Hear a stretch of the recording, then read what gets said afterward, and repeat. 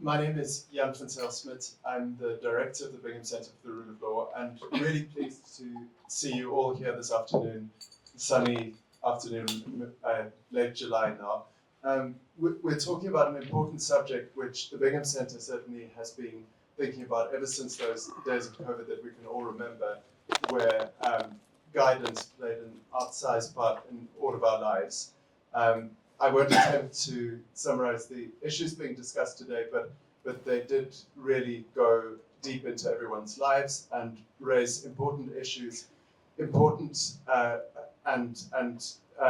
providing the subject of a project run by our event lead today. We're very pleased that Dr. Paolo Sandro, Associate Professor at the University of Leeds, has come to the Bingham Centre to convene this work on the rule of guidance. And I'll hand over to Paolo very shortly, but I do want to say again how pleased we are that these issues are being discussed here by the two expert panels. You know the range of experts you're going to be hearing from today, but also everyone in the room.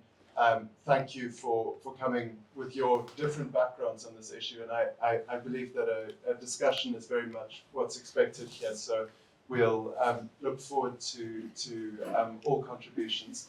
Paolo, over to you. Thank you so much, Jan, and welcome to you all. Thank you for being here on this warm afternoon in July. I'm sweating actually because I live in Manchester and I'm not used to tropical weather anymore. So forgive me for jokes aside. I'm really thankful to the Bingham Centre, to Jan, to Jeff for agreeing to organize this project. This is a project, I'm going to just give you a very brief introduction as to the why, which to me is the most important question anyone can really ever ask you about a research project. Why are you interested in the relationship between law and guidance? And I think the answer is pretty personal.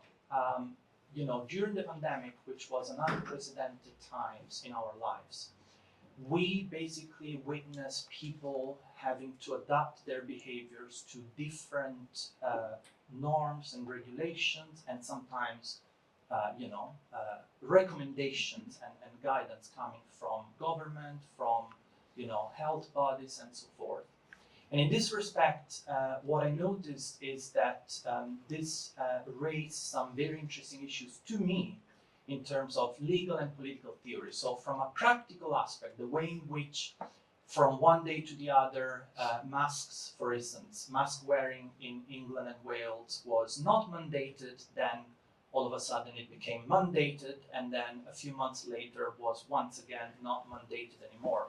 And the way in which this impacted the life of many people, and especially some of the people that are the most vulnerable in our societies. A few years ago, my mom went through cancer, and I remember, this was before the pandemic, but even before the pandemic, I remember the care we all put, my family, my close friends, to try and make sure that we would not bring any sort of, cold or illness to her while she was undergoing chemotherapy. And, seeing the experience and reading about the experience of people with, immunocompromised, health, or in any case, people undergoing chemotherapy, really struck a chord with me. And so I started to think more deeply about the relationship between law and guidance. And the interesting thing to me is that if you read a lot of legal and political theory, and this is something that during the pandemic was always on the news, in debates, whatever, the idea was, well, but the state should not regulate how people, what people wear. The state should not mandate masks because this is a decision that should be left to everyone's, initiative and everyone's better judgment. Lord Sumption famously gave a BBC radio talk in which he said, oh no, this is for the individual, choice, not for the state to mandate. And of course, to me, the implications of that choice, whether to mandate or merely recommend masks, immediately came into sharp focus, because for a lot of people in our societies, if masks are not mandated on trains, health settings, healthcare settings, and so forth, that will severely limit their freedom of movement. They'll severely limit the certainty with which they can go around in their lives. So, thanks to some funding from the Michael Beverly Innovation Fellowship at the University of Leeds, I was able to put forward this project. The Bingham Center agreed to become my partner on this project, and I couldn't be more grateful and excited about it. And just to give you an idea where I would like to bring this, basically. It might be in a few months, because I have some important life events ahead of me next month. I'm becoming a dad for the first time, so I will have to put everything on the back burner for some time. But my idea would be to try and seek an observatory on the use of soft law in domestic administrative law in this country, because we have lots of work and research done on the use of legislation, on the use of regulation, but we don't have a lot of theoretical, practical work done on the use of guidance, recommendation, and the impact that these tools, regulatory tools, can have on people's lives. So with this in mind, I was lucky to have two fantastic panels agreeing to being here today, and I'm very thankful to all of them. So I will be chairing the first panel. We're going to first hear from Jamie Burton KC. I still need to remember to tell myself, do not say QC, do not say QC. Just say neither is fine.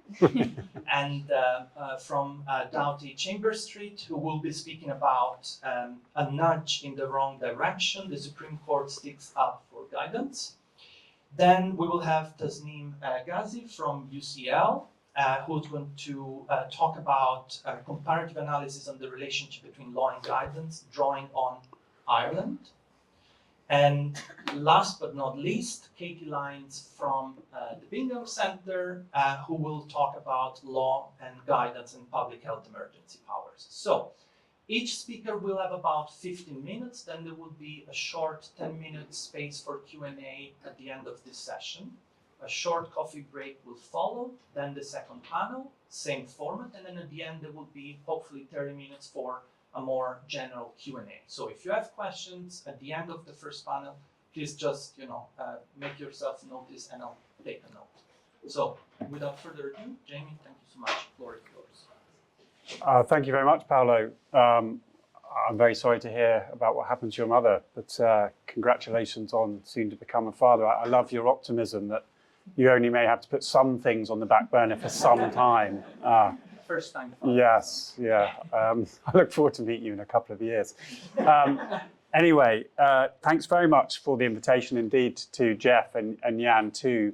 I am actually instructed as part of the COVID inquiry at the moment, and it has been, again, really clear just how much the COVID crisis, emergency, epidemic, whatever, shone a bright light on this country and really showed us things that we probably knew but didn't really understand, for example, the extent of inherent inequalities, etc., but also some of the weaknesses in our democratic institutions and democratic structures. And certainly this issue around soft law or the promulgation of guidance is central to that. So again, Paolo, thanks for looking into that, and I'm sure much of great interest will come out of it. My brief talk today actually won't mention COVID or the crisis at all, however. My gig here, or my brief really, is just to give you a bit of an introduction to the law in relation to guidance, which I think might be quite useful framing for the conversations that are going to happen for the rest of the afternoon. It's good, it's pretty dry, quite sober analysis. I might get a bit more hot under the collar in subsequent Q&A or discussions later. Or indeed right now, because I realise I've sort of imprisoned myself in my jacket because I've got this microphone attached to it, but yeah, it's quite warm. So forgive me if I start sweating. It's not because of any fear that I'm saying anything particularly controversial yet anyway. So so the title of my talk, which I will bring up if, thank you very much, Liam, is really intended to do two things. Really, one, reference the fact that a couple of years ago, Supreme Court reached a couple of decisions in two cases that were effectively heard together, which certainly have changed and narrowed the scope for challenge of guidance on the basis of illegality. In other words, not on the basis that it's unreasonable or irrational, but on the basis that it actually contravenes the law. So that's the rule of law point that was discussed in those two cases. And the point about nudge, really, I mean, just to give the game away, the point is, as we'll come on to look at further this afternoon, that guidance operates in many different ways. But one of the ways it operates principally is to nudge decision makers, or indeed individual citizens, in particular directions, which may or may not be consistent with the law, or may at least raise the risk or possibility of contravention of the law.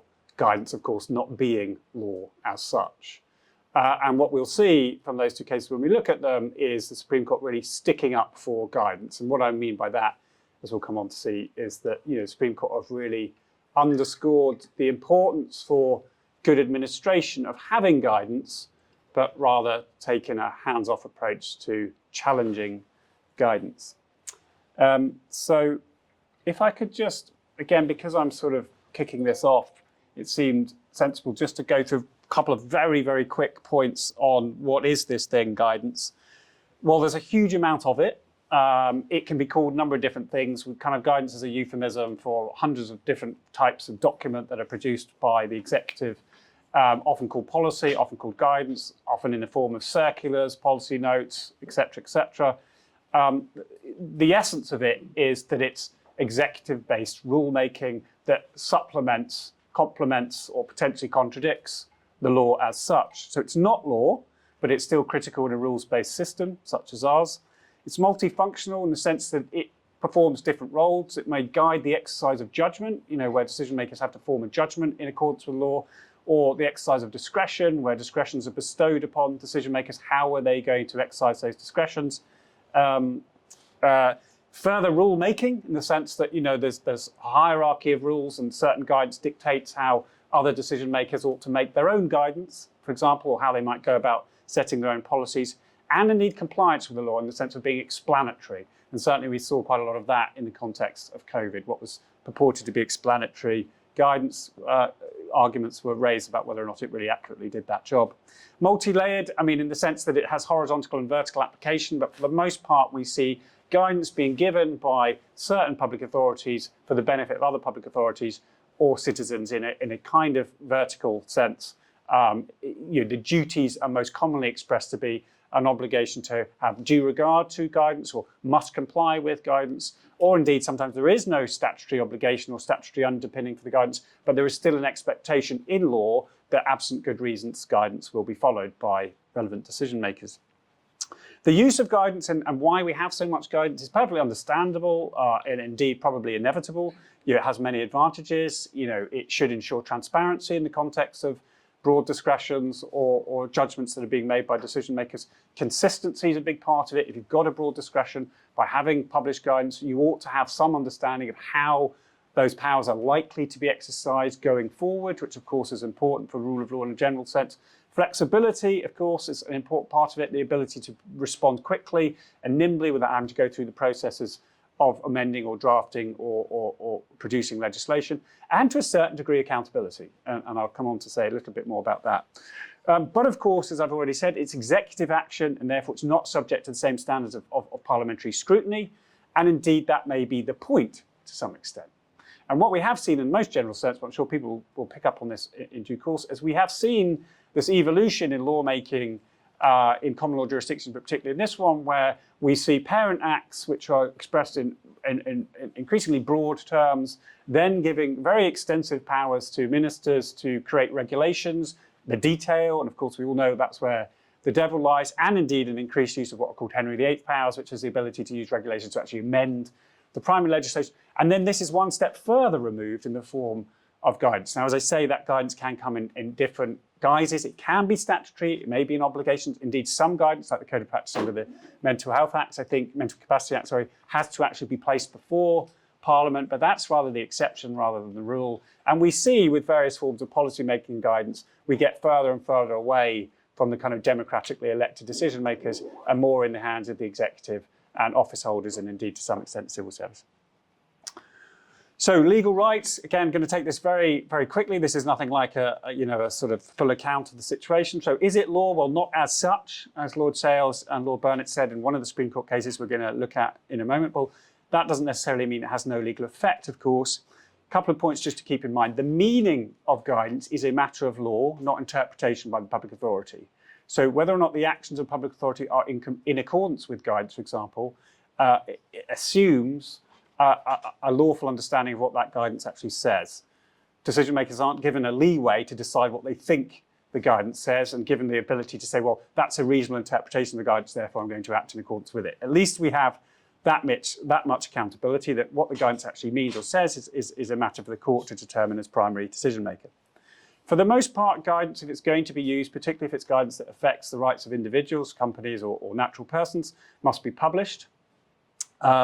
And indeed, ultimately, decision makers must act in accordance with their published guidance, not in accordance with unpublished guidance. And that can be a legitimate ground of intervention for the courts in and of itself. It's not about the quality of the guidance, it's about whether or not it's published or whether or not they're complying with guidance that nobody's actually seen.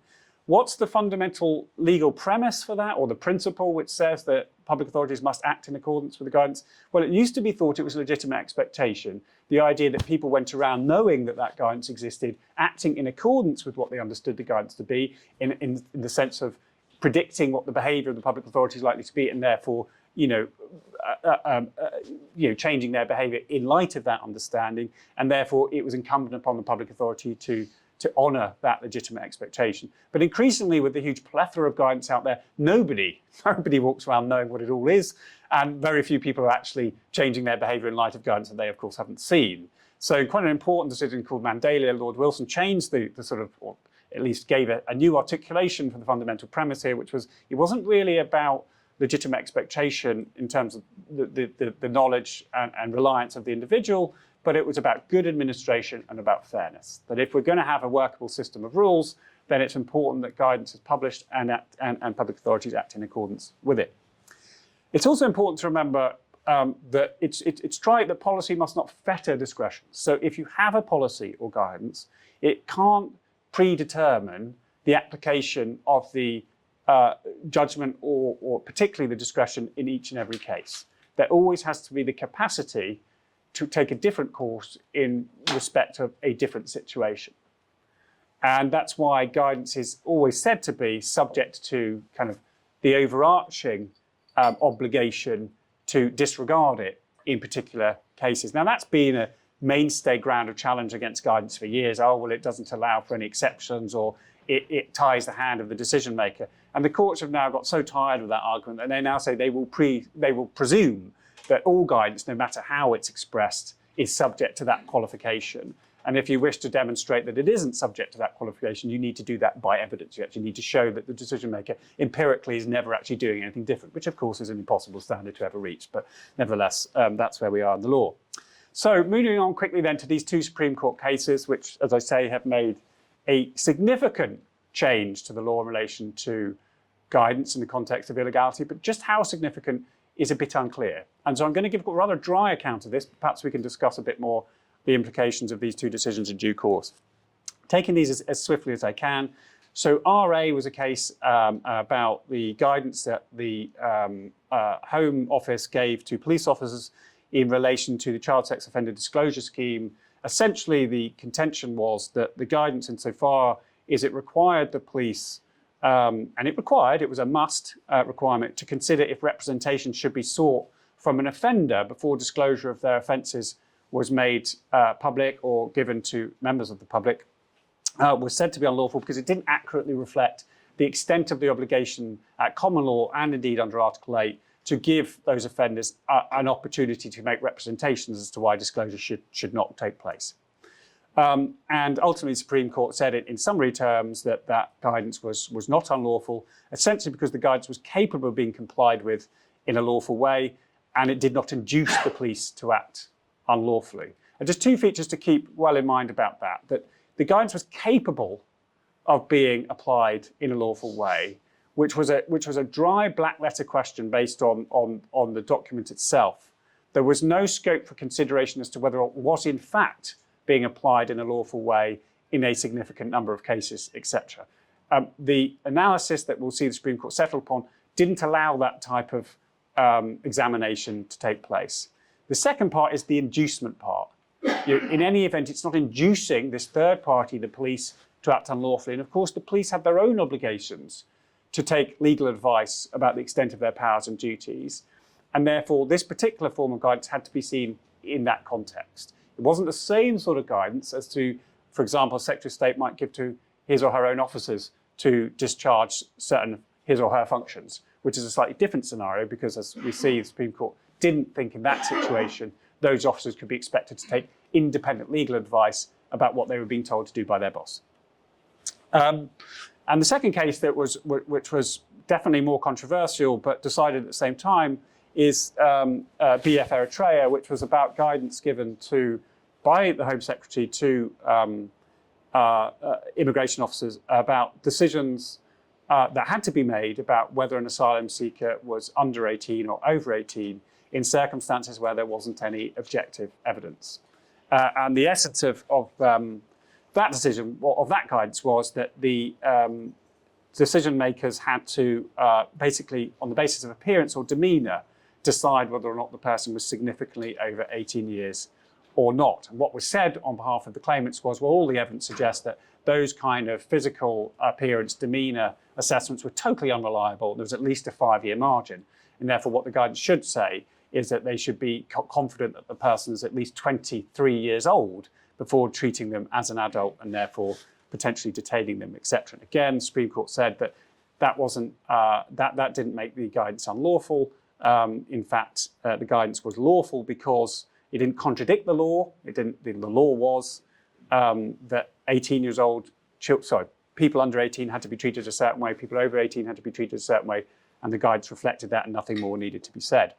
I've just been given a time warning, so I'm just going to try and think how best to deal with the rest of this. Some of it may have to come up in conversation. But the essence of what the Supreme Court decided, which is different from where the law was before, was that under the Supreme Court's understanding of the case law hitherto, the basic test was one that only required you to look at the guidance itself, the document itself, and ask whether on its face there was a contradiction between the manner in which the guidance described the law and the actual law. And if there was such a contradiction, then in certain circumstances that would lead to the guidance itself being unlawful rather than just the decisions being made pursuant to that guidance.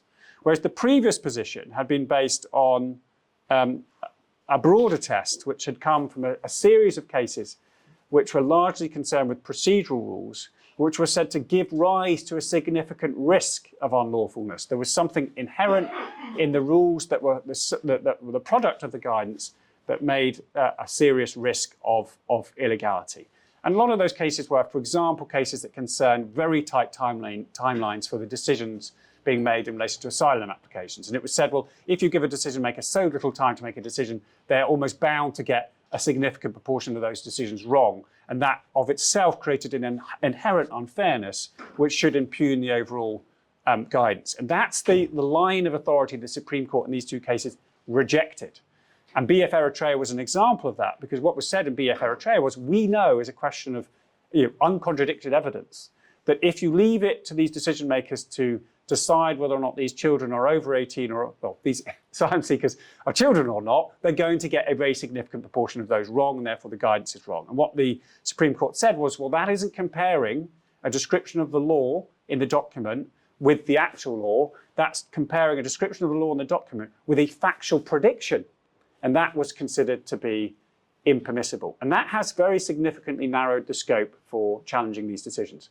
The last point I'll just make is that all being said, and why there's some ambiguity as to just precisely how significant these decisions are, in those 5 cases, well, 4 actually if we leave BF out of the way, in the 4 cases that did rely on that type of fundamental risk type test, as opposed to a black letter question, will they lead to contraventions of the law, rather than may they lead to contraventions of the law, the Supreme Court managed to agree with the outcome in all those cases, but disagree with the reasoning that was deployed to reach that outcome.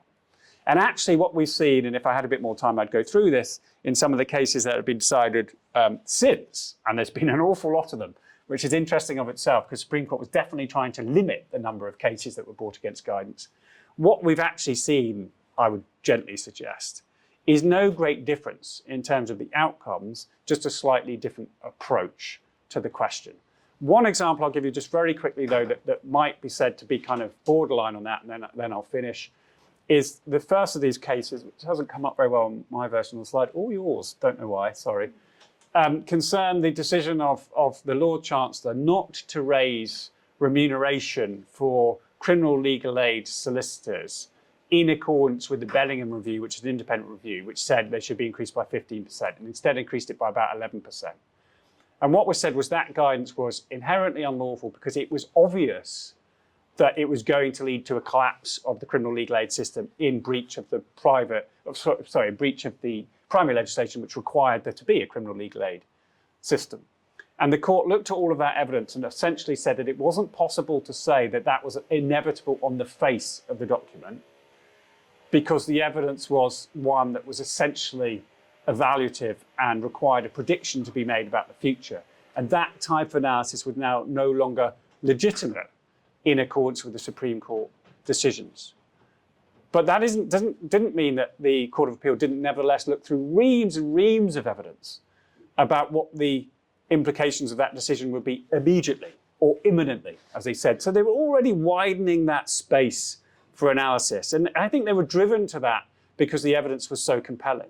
Whereas if you'd taken a really black letter approach to what the Supreme Court said in A and BF Eritrea, all of that evidence would essentially have been irrelevant. You would have just looked at the document itself and said, well, it doesn't contradict the law, and everything else is a question of factual consideration. Further reinforced by the fact that the Court of Appeal had no problem finding that the decision to only increase fees by 11% as opposed to 15 was irrational, which of course is a separate, different ground of challenge asking very, very different questions. Finally, I've just highlighted there at the bottom, if you can see it, a very interesting article by Tom Hickman, KC, and Thomas Poole, which discusses a lot of these issues. It's very disconcerting when you're asked to talk on a topic and then you look to see if anyone else has written about it, and then you see Tom Hickman, KC, has written an article about it just 1 week before. And you're like, well, how the hell am I going to find anything new to say about that topic? So instead, I'm just referring you to the article. Right, sorry, did I go over? It's okay. Thank you. And while we get... Right, so we've talked a bit about how the courts treat guidance in the UK. My talk is about the relationship between legislation and guidance in two executive contexts. Now, I'm not just going to be talking about the UK, I'm going to be talking about the contrast between how legislation and guidance is used in Ireland and the UK. And the reason I've chosen Ireland is because Ireland, unlike the UK, has strict constitutional rules regulating how different types of legislation should be used. So in that sense, Ireland is what theoretically you want on paper. You want a model where the use of legislation is where you have constitutional rules setting out how policy should be used and how legislation should be used. So my talk essentially has three parts. First, I'm going to talk a little bit about the difference between delegated legislation, which is another form of executive rules, and guidance, and the advantages that guidance has over delegated legislation, and vice versa. And then I'm going to use the two kind of comparative case studies. The first is implementing the stay-at-home order, which to the context of coronavirus, and the second is the context of immigration. Both of these case studies are executive contexts, and what I mean by that is it's generally accepted that in an emergency or in the context of immigration, the courts are going to be a bit more deferential to how the executive exercises its powers. And then I'm basically going to be summing up with some similarities and differences. Right, so there are a couple of differences between law, legislation, and guidance, which Jamie outlined earlier, but I'm going to dumb them down a bit. Essentially,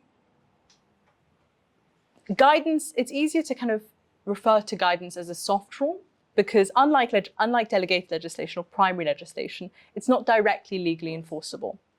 What that means is obviously, normally speaking, it doesn't have direct legal effect. Obviously, there are exceptions to this, I accept, but it's not hard-edged, right? And unlike delegated legislation, guidance doesn't necessarily need a grant of power from Parliament.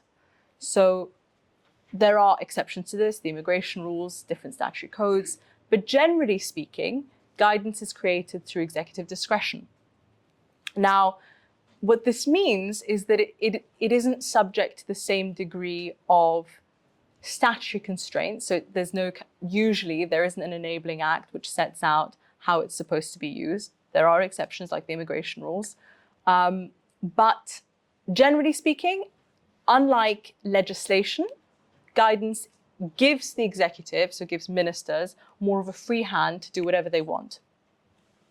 From kind of the perspective of the legislature, what that also means is usually guidance doesn't go through parliamentary scrutiny. Again, there's always exceptions, but generally speaking, part of the reason why you've had quite a lot of parliamentary committees like the House of Lords Secondary Legislation Committee, the Delegated Powers and Regulatory Reform Committee complaining about the use of guidance is because it doesn't have the same degree of legitimacy and it doesn't go through the same degree of scrutiny. So with that in mind, we can turn to how guidance was used in the pandemic. So both Ireland and the UK implemented the stay-at-home order at first just through executive guidance. In the UK, the announcement was made, I believe, on the 23rd of March, and the legislation, so the statutory instrument, Regulation 6 of SI 2020-350, I believe, came into force on the afternoon of the 26th of March. But there was a 3-day gap in which it was only in guidance. So it wasn't in law, but we were being told to follow something that wasn't a legal rule. We were being told to follow what the government wanted us to do without any law backing that up. And there's been some excellent work done already on this, on the relationship between, on the degree to which, on the relationship between delegated legislation and guidance and the degree to which this was deliberate. I think it was also a paper by Tom Hickman in the context of the UK, and I think it was also evidence to one of the parliamentary committees. But getting back to the point, in the UK, you had 3 days where everything was only in guidance. In Ireland, you had nearly 2 weeks. So the announcement was tightened on the same day as the UK. If you'd like to check this, the best kind of compendium of the use of delegated legislation and guidance is a project run by Professor King, which is the Oxford Compendium on kind of how different countries responded to the pandemic, their legal responses. But essentially in Ireland, the announcement was made, and then for 2 weeks, nothing was brought into law. Now, on the 8th of April, you finally had a statutory instrument which appeared requiring, unlike the UK, was kind of, the order was framed quite differently, but it was a stay-at-home order, and it required people to not just to not leave their homes, but to stay within a certain distance of their homes. And those restrictions, so it was a distance-based restriction and an order to stay at home, right? And that restriction was kind of lessened over time. But I think the key bit is for a solid 2 weeks, you didn't have that in law. Now, normally speaking, you'd think that that is pretty problematic, but that wasn't challenged. That wasn't one of the main things that was challenged in the courts. And that's a problem because in Ireland, unlike the UK, you do have a strict constitutional rule that says that delegated legislation, not guidance, so a level above that, can't be used for any matter of policy. So Article 15.21 of the Irish Constitution says that the sole legislative authority is reserved only for the Irish legislature, so the Oireachtas. And the courts have interpreted that to coin what's called a non-delegation doctrine. So that's essentially a test, which means that if the government uses delegated legislation to do something that isn't broadly set out by primary legislation, both the regulation and the act itself can be challenged for contradicting the Constitution. The leading case on this is a case called City View. But the relevant delegated legislation wasn't challenged on that grounds. The main similarity, the second similarity between the UK and Ireland isn't just that there was a lag and that guidance was used before legislation, but also that there was no accountability when the stay-at-home order was being introduced, right? So in the UK, the relevant regulations did receive scrutiny, albeit after the fact, because they were subject to an urgency declaration. But in Ireland, none of the regulations received any scrutiny by any parliamentary committee. And eventually, the parliamentary committee that was set up to look at the Irish response didn't even really pick up on the fact that guidance was severely relied on, and that there was a gap between the use of, there was a disparity between the use of guidance and the use of law. Now, I've talked a bit too much about COVID, so I'm going to shift to the context of immigration to make my point again, which is that even when you have constitutional rules saying that Parliament has to approve something quite important, like a new policy or some aims, that doesn't necessarily mean that the executive won't just use its powers to do it anyway. So turning to the context of immigration, in immigration in the UK, most substantive rules are set out by the immigration rules. Now, there is quite a lot of debate on how to characterize these rules, but it was kind of settled by the case of Alvey, which essentially put the immigration rules in a character of their own, but they're more like delegated legislation than they are like most guidance, because they have a legislative effect. They give rise to legal rights, and they're created pursuant to statutory powers. So they're created pursuant to enabling powers. And they're directly legally enforceable, unlike most guidance. So in the UK, it's set out in these, twilight zone rules that aren't quite, okay, they're not quite legislation, but they're not quite guidance. They're closer to legislation than guidance. In Ireland, by contrast, the main rules on visas, on visa applications, on citizenship, most of the substantive kind of rules on immigration are not set out in any legislation. So you have three main acts, the Immigration Acts 1999, 2003, 2004, and all three are policy free. So if you're applying for an Irish visa and you're not an EEA national, you're not going to find any legislation that tells you this is the law that you have to kind of follow. Everything is set out in online guidelines that's promulgated by the Ministry of Justice. Now, these guidelines have never been directly challenged based on Ireland's non-delegation doctrine. You have had quite a lot of important non-delegation cases that have happened in the context of immigration, but all those challenges have been to delegated legislation, so to deportation orders, or kind of more controversial things, but nothing to guidance itself and to the fact that Ireland relies on guidance to essentially legislate in immigration. So I think the most important distinction between the UK and Ireland is, even though we do have some form of, even though there is an increasing vagueness or ambiguity between guidance and law, and in the pandemic we saw that being blurred in the sense that guidance was used for the same purpose that legislation should be used. In Ireland, it's been used anyway like that for years. And I think the main lesson from my talk is, just because you have an overarching constitutional rule on how something should or shouldn't be used doesn't mean it's necessarily going to be enforced by the courts in an executive context, and it doesn't necessarily lead to a more accountable state of affairs. That's. Thank you so much.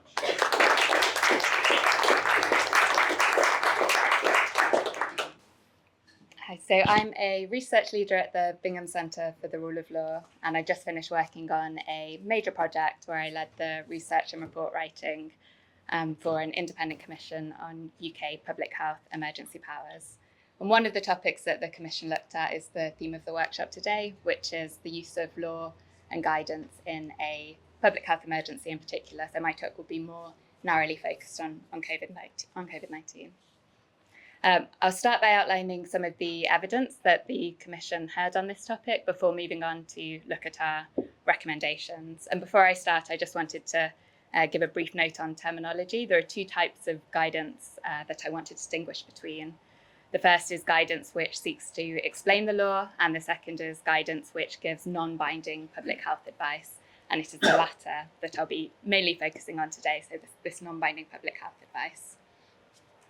So before I start in earnest, I just want to give a brief introduction to the Commission. The Independent Commission was launched in October 2022 with the aim of filling in some gaps in the scope of the UK and Scottish COVID-19 inquiries. So we're independent from the inquiries, but the inquiries weren't focusing in particular on rule of law and constitutional dimensions of the COVID-19 pandemic. So that's what the Commission aimed to look at, with the aim of both informing the inquiries and government planning for public health emergencies more generally. The Commission was chaired by Sir Jack Beatson, who's a former Court of Appeal judge, and he worked alongside 12 commissioners with expertise in law, governance, parliament, and public health, and it was supported by the Bingham Centre for the Rule of Law. The Commission worked intensively for 15 months, and it considered both written and oral evidence, as well as comments on its preliminary findings from 82 individuals and organisations across the UK and in 10 of the jurisdictions where the Commission conducted comparative research. So we really heard from a lot of people. And the report was published in May this year, and it makes 44 recommendations for change, spanning the design of legislation, the enhancement of parliamentary procedures, the improvement of legal certainty, and the facilitation of appropriate enforcement action. And we have some copies. I can see some people have them. We have some at the front and outside in case anyone would like to take one.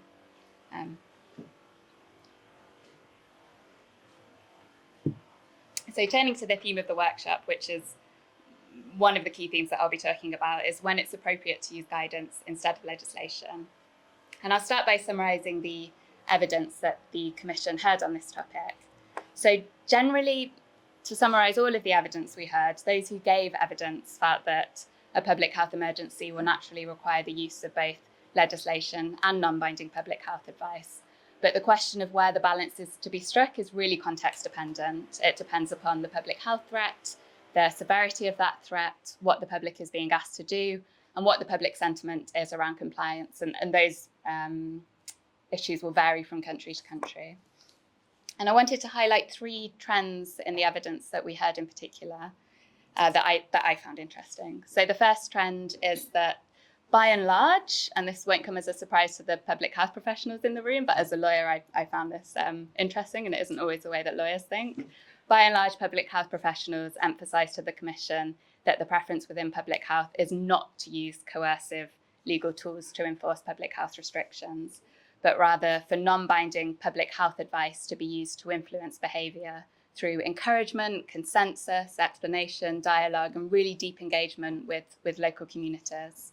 And to just give one example of some of the evidence we heard which encapsulates this view, we heard from Professor Sir David Nabarro, who's co-director and chair of Global Health at Imperial's Institute of Global Health Innovation and Special Envoy on COVID-19 for the World Health Organization. And he informed the Commission that people, meaning all people, need to be able to perceive that they are seen by authorities as partners in outbreak responses always. Communication must reflect that. And then he went on to say, from my perspective, mandates for how people behave or for specific preventative interventions like vaccination should only be used as a last resort. And this broadly reflected the views we heard from other public health professionals. Although, of course, we heard that there are some instances where legislation will always be needed to be used to introduce public health interventions, such as if mandatory quarantine is introduced. And I just want to note that not everyone agreed with this public health approach of reliance on advice rather than law when possible. And we had evidence from one individual who'd been a minister in the Department for Health during COVID-19. And he advised us that while his general preference is for the use of advice rather than law, he felt that in a pandemic situation, he actually favoured law over advice, partly because of the certainty that gave. So he felt that if people were told this is prohibited by law, that was a clearer message than we're advising you not to do this, but ultimately it's up to you. And secondly, he felt that there were benefits provided by law passing through Parliament, and if things are functioning correctly, the detailed scrutiny that provides, which he felt added clarity and coherence that he felt was sometimes missing otherwise from pure guidance. And then the second trend I want to highlight, it's an obvious one, but I think it's an important one. And it's that this question of whether law or public health advice should be used to implement restrictions is really intimately tied to the question of whether and how public health restrictions should be enforced. So when witnesses were asked about where the balance lay between the use of law and public health advice, many talked about the appropriateness of enforcement of public health restrictions, because there is an expectation that if a public health intervention is underpinned by the law, then there will be consequences and sanctions for breaching the law. So, for example, one senior public health professional informed us that he felt there needed to be a legal framework underpinning public health advice, because if there are no consequences, there are no rules. So in asking whether public health restrictions should take the form of law or public health advice, I think it's also important to ask whether it's appropriate for breaches of those restrictions to be enforced, what that enforcement should look like, and also who should carry it out. And so in the UK, that question is really principally whether it should be environmental health officers enforcing those restrictions or the police. And then the third trend that I wanted to highlight was just how strongly witnesses emphasised that the distinction between law and non-binding public health advice needed to be clearly communicated.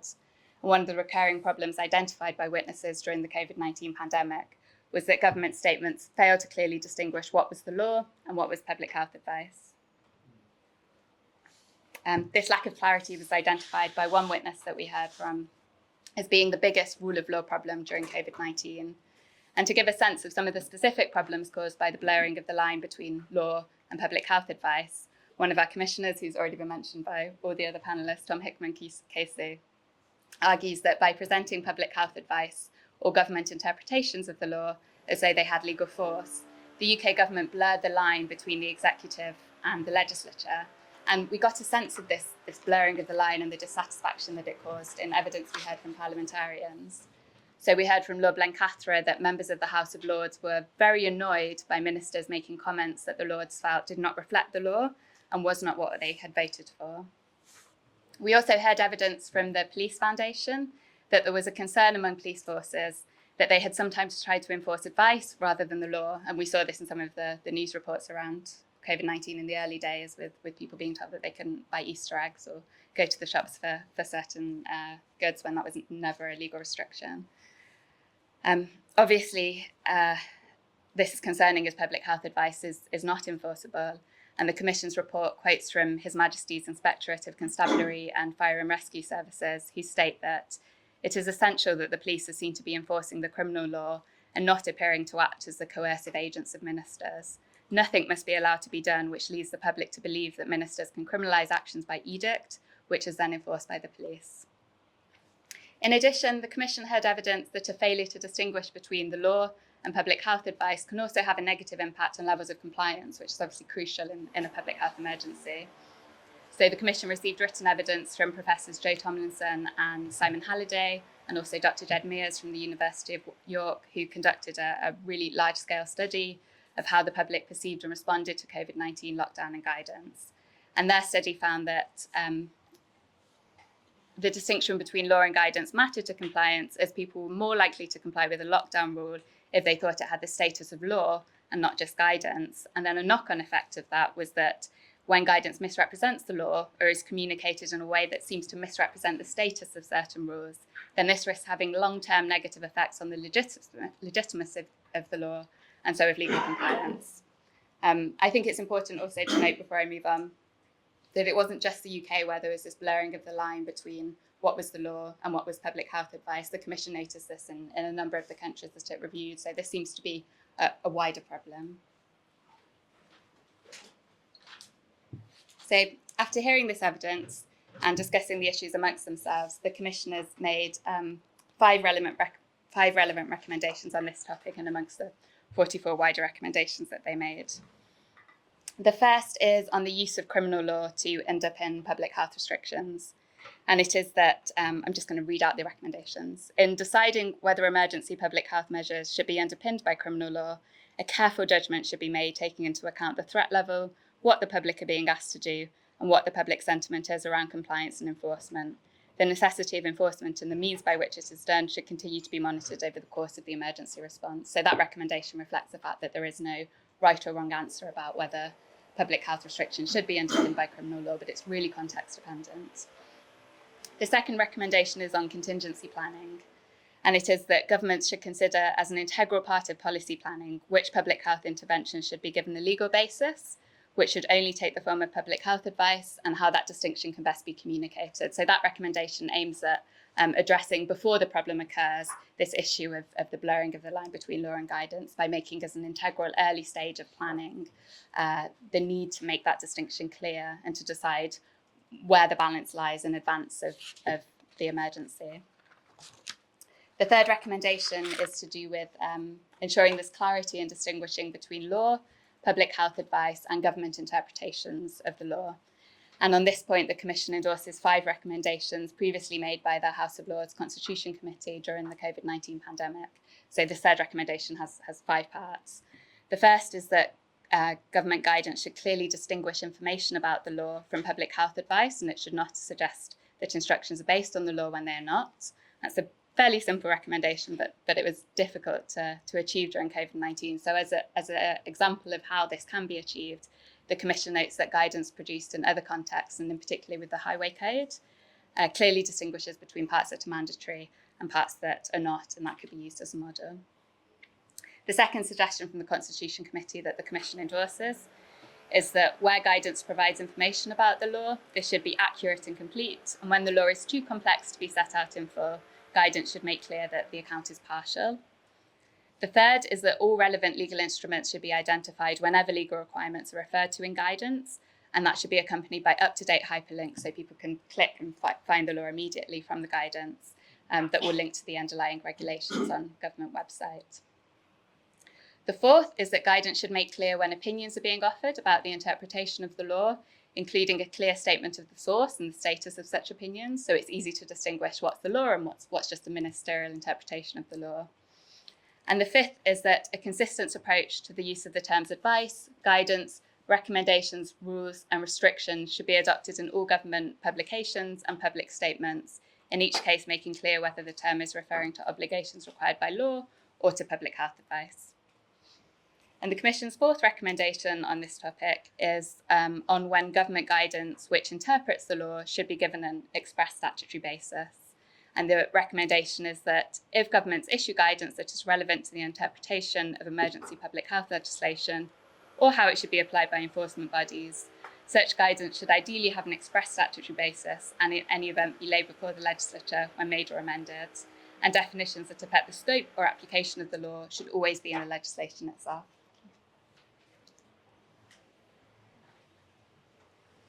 And the fifth recommendation is on implementation guidance for professionals. So we had some public health professionals on the Commission who advised us that frontline medical professionals in particular don't read the law.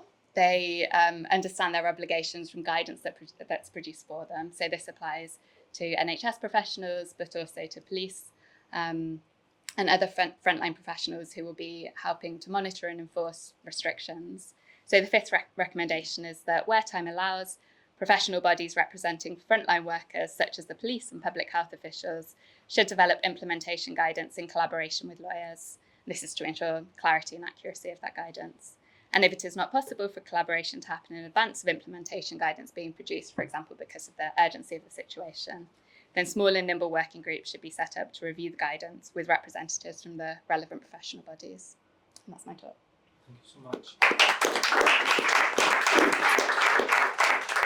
Thank you to the three speakers. Before I open up the floor, we have about 10 minutes. On the blurring of law and guidance, I always use this example for my students when I teach at Leeds. You can retrieve a video from BBC Northwest of this woman during the pandemic going to walk with her child on Southport Beach.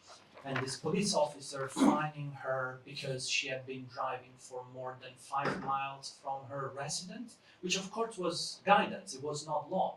And the video is actually really interesting because I'm still to this day, I don't know whether the police officer knew that, there was guidance and not law, and so he was basically doing something, wrong from a legal perspective, or whether he was actually convinced that that was law and not guidance. So there is this blurring that really comes up in a sharp manner during the pandemic. Questions for the three speakers? If you could please raise your hand and then also state your name and affiliation or whatever. Thank you. Sure.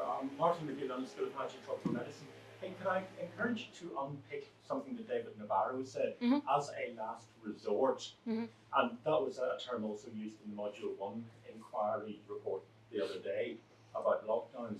Because I just wonder, is there an obligation if someone says as a last resort to then also specify when the threshold for that last resort occurs? And particularly in the pandemic, when you're always behind the curve in terms of knowledge of the course of the pandemic, and whenever you've got exponential growth, so the cost of delaying is very great. So how does that work out in practice?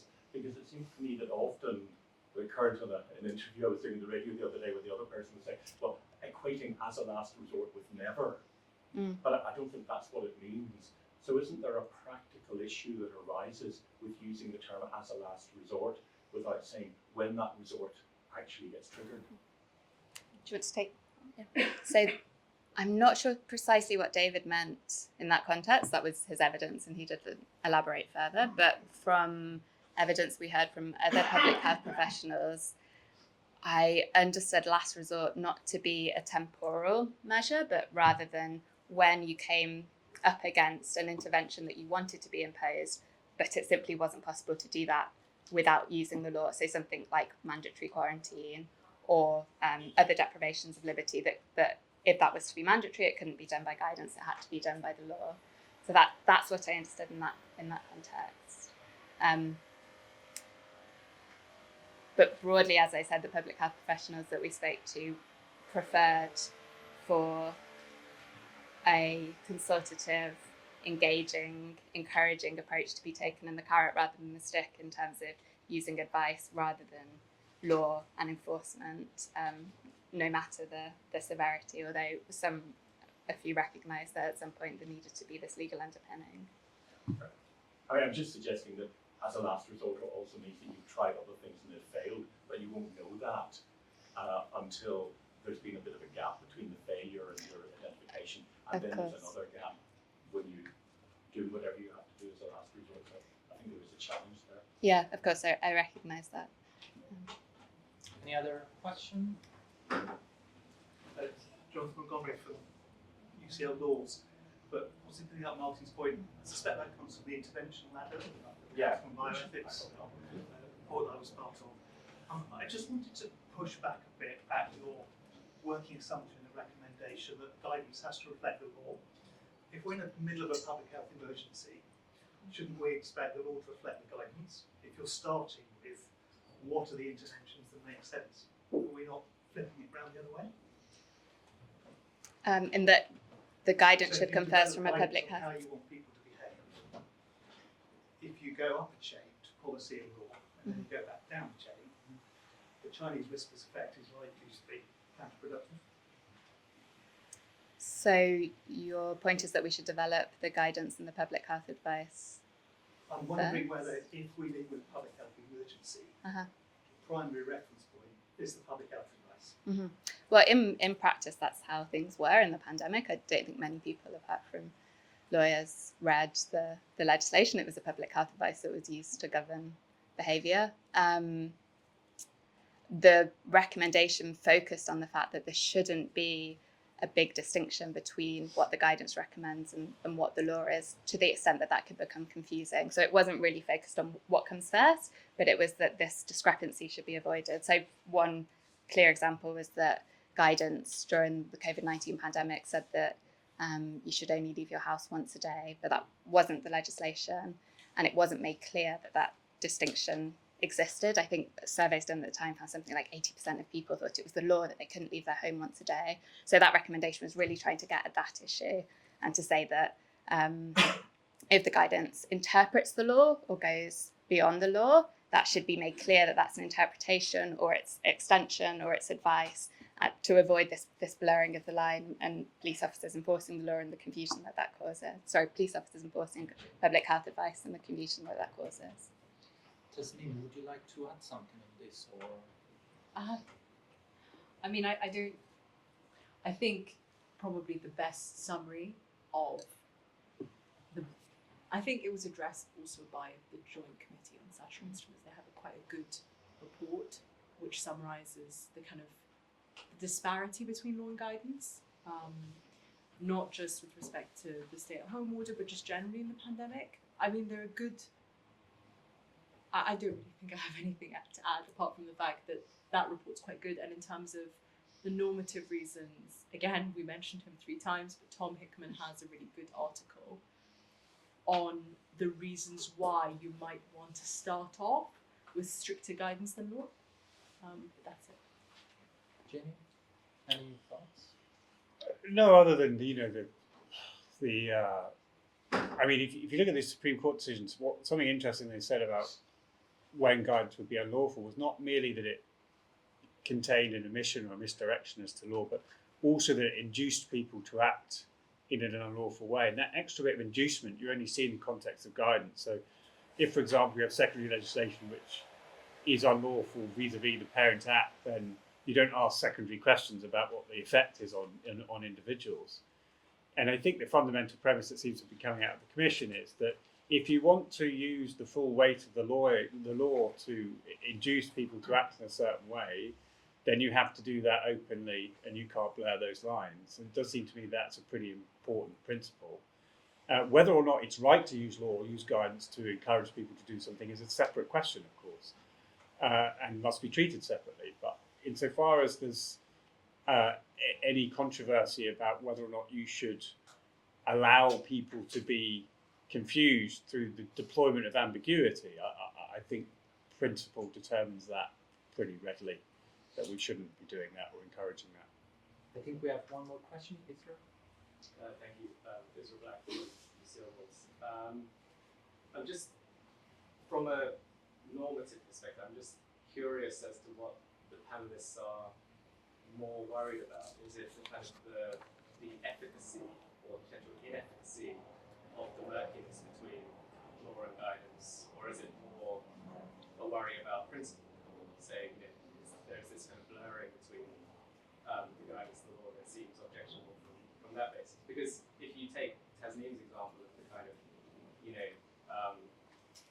there being a kind of stay-at-home order, well, a stay-at-home guidance that precedes kind of, legally backed stay-at-home order, you might think that from the point of view of efficacy, that's probably okay, because we sit on it for a bit and we allow the measure to take place, and then because there's not enough time to kind of really get it out, and time is precious, as one colleague pointed out. So I'm just kind of curious about that. That what is the real worry here, and how do we kind of trade off? 30 seconds each. I mean, it's a worry because you have people being prosecuted for something that wasn't law in the UK, in Ireland. So I think the worry is it's an infringement on people's rights that isn't, and it's a lack of certainty for rights, I would say. So enforcement, lack of certainty for rights, but also from a constitutional position, it's just not legitimate. You can do it for a little bit, and I understand why, as a public health professional, you would want people to follow guidance, but you can only have that for a certain amount of time, and there is a difference between an emergency and a crisis, right? Like, the Coronavirus Act was passed pretty quickly. That could have the measures could have been put into legislation very quickly in the UK and Ireland, but they weren't, right? And they weren't scrutinised quickly either.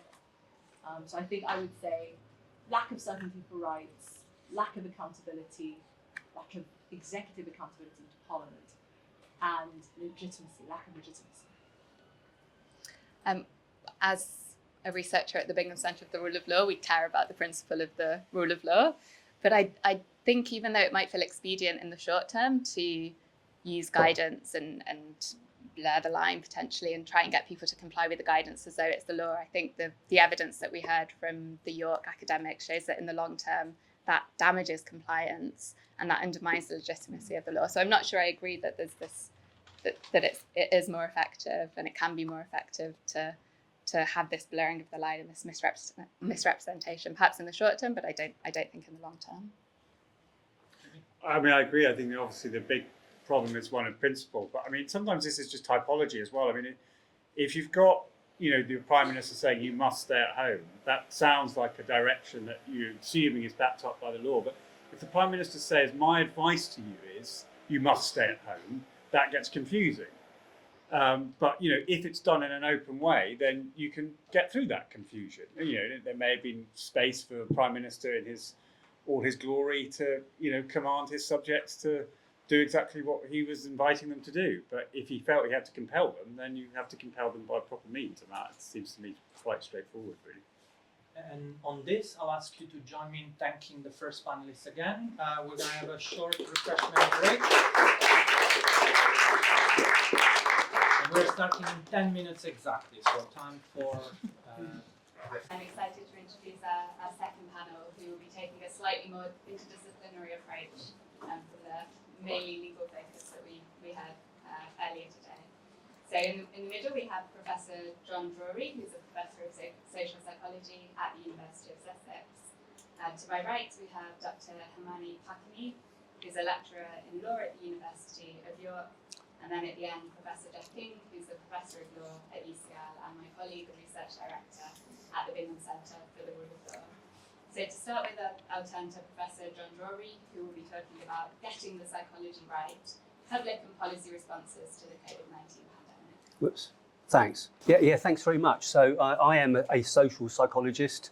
My specialism is, one of my specialisms is public behaviour in emergencies and disasters and group behaviour. And for that reason, I was, during the height of the pandemic, I was one of the participants in SPI-B, which is the behavioural science subgroup of SAGE, which were the scientists who the government went to with various questions. And the questions they came to us with was, how would the public behave in these circumstances? How would the public behave if we do this and we do that? So I'm going to address this question of the legitimacy of guidance through the prism of that experience I had, including some of the research that we drew upon in the responses and recommendations that we made in SPI-B and others. So at several points, one of the questions put to us was, how would the public behave if we start imposing penalties for certain kinds of behaviours? And I remember one of the first times we were asked this was back in April, and it was around the time that they were thinking of relaxing some of the stay-at-home rules and tightening up some of the rules around staying home. And they said, well, what if we fine people for going too far from their homes? What if we punish them for their rule breaking? And we came out against that. We gave various arguments against that option at the time. And it was one of the few times that I can remember being involved in SPI-B that we were actually successful, because most of the time they didn't really take our advice. And you could see this later on when they brought in the fines, including in principle quite heavy fines for breaches of self-isolation rules, because that was completely against the kind of arguments that we were giving them. So why did we make those arguments against fines and penalties and so on? So there were a number of reasons why we were opposed to that particular legislation and to others. And some of these arguments that we put together, I was part of the independent stage as well, and we put some of those arguments together in this briefing document.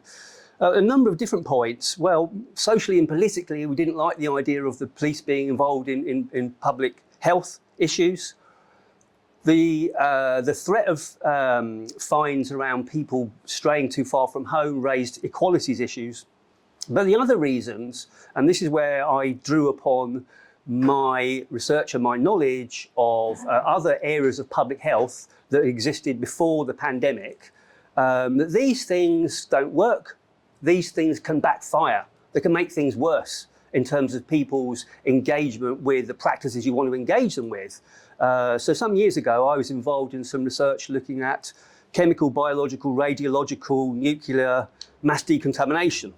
So if there's a CBRN incident, there has to be a procedure, an emergency procedure, a public health procedure, which is quite alien to what people would normally expect in an emergency. Like when there's a fire or an explosion, right, people have to leave the scene, right? With a CBRN incident, they have to stay behind to be decontaminated, which means to be showered and to disrobe. So it's quite a threatening thing. And so what we found was the more that operatives used threats, tried to use force, the less engagement they got with the public, and the more likely the public were to go back to their communities with their contaminants and will cause all sorts of risk. So yeah, this work is more about threats and enforcement and force than fines, but we thought the same principle would apply. There was another example too where there was the Ebola outbreak in parts of Africa, and the army were brought in, and this kind of backfired. So instead of engagement with the practices, people became angry and rebelled against it, resisted it. And then when we started looking at what was happening within the pandemic itself, as the data started to come in, and there was lots of data, let's look first of all at self-isolation. And it was notable that the levels of adherence with self-isolation were much lower than for many other of the practices that people were asked to engage with: physical distancing, hand washing, mask wearing, much lower. They were typically around 70% across the first 2 years of the pandemic, whereas for self-isolation, it was much closer to around 40%. Of course, these other practices, these other behaviours didn't usually have heavy fines associated with them, but there were other features about self-isolation too that is worth thinking about. Because when they looked at the reasons why people didn't engage with self-isolation and the reasons they did, it was quite complex. So yes, there were things around not understanding the rules properly. There were issues around when people's symptoms started to go, they thought, well, perhaps I don't have to self-isolate now. And there were social factors. Were my friends and family doing this kind of thing? Is it the kind of thing my peers would be doing? So social norms. But practical factors were really, really important. If you look at who it was that was not engaging, not adhering with self-isolation, it tended to be low-paid workers. It was certain demographics. And it was people that said, well, how do I get my shopping? If they didn't have a mutual aid group nearby, they didn't have a family to help them, how do they cope? They'll go out to do their shopping. So practical difficulties were one of the main reasons. And this even held, if you looked at levels of intention and belief in the legitimacy of the thing, that really didn't differ across the groups that adhered versus the groups that didn't. So the practical factor was really important. And it told you then that what was more important than the legislation was giving people support to help them to do the practice. And then this kind of argument, for me, was kind of reinforced by other evidence, looking at the range of different behaviours that people were asked to engage with. I mean, early on there was a survey, and here I'm thinking about how important was the threat of punishment, was the law, compared with other motivations that people had. And it seemed that the threat of punishment, that a knowledge of the law was quite low down in people's motivations. So there was a survey done in April 2020, and again, it was social norms. It was what society thinks is appropriate. What my peers are doing was more important for people. And a sense of unity with the rest of the country was important for people, certainly early on. A survey in Germany found something similar around social motivations. People's concern about protecting vulnerable others was more important to them than the government mandate. And another large survey found it was some of the most important factors were trust in the government, trust in other people, trust in the government. And these factors predicted a range of protective behaviours, adherence to a range of protective behaviours, more important then than punishments. I think my fonts haven't come out very well, again, same as the last one. So I hope you can read. So why was it then, given this evidence, that the UK government were so wedded, it seemed, and kept coming back and again to the idea of fines and punishments? Well, we argue that they made certain kinds of assumptions, certain kinds of psychological assumptions about the public, that the public was fragile in at least two ways. So the public was mentally fragile, and you probably remember behavioural weakness that people had. They wouldn't be able to put up with and deal with self-isolation, wouldn't be able to deal with distancing. But also a moral fragility, that people were selfish and people wouldn't do the right thing unless you forced them to. And that was all within an implicit framework that the public is seen as a problem rather than the public being seen as part of the solution. So there's a bit of a contradiction there, because where I come from in terms of emergency response, there is this thing called community resilience, and community resilience is the name of a government programme in which it builds in the assumption that we have to work with the public because the public are going to be the first responders. So all that was kind of out the window as far as the last government was concerned, and it was this emphasis on weakness in the public all the way through, and hence the need to coerce the public to do the right thing. So if that's wrong, then what is the right psychology? So let me just, without going into depth, just give you some basic definitions, some basic concepts here. So when you've got another group trying to get you to do something which you're not really believing in, not really thinking it's in your interest, we call that compliance, right? So it's not normative for you, it's actually counter-normative, and it's an other that's trying to get you to do it. It's something done to you. There's another process whereby the influence is more normative. It's people within your group giving you guidance on what's appropriate for you and what makes sense for us. And we call that conformity. Now, those are two types of social influence, if you like, or two types of getting people to change their behaviour. But which, and this is a rhetorical question, which do you think is the one that would lead to more internalisation so that people own the behaviours and do them for themselves rather than do them because they have to and because they're being watched? So these kinds of points and the research evidence I mentioned earlier point to the importance of the relationship of trust between the authorities, whoever that authority is, giving guidance on the expected behaviours, and the public. That there should be trust, that we should believe in the competence of the authority and trust the authority to do the right thing for us. And as you are probably aware, trust between the UK public and the UK government declined over the course of the pandemic, declined over the first year to do with Dominic Cummings and all sorts of things, various reasons why it went down. And but in other countries, in Denmark, they already had good relationships of trust between the public and the authorities, and there you had high levels of engagement with the practices that the government asked people to do in the public health response to the pandemic.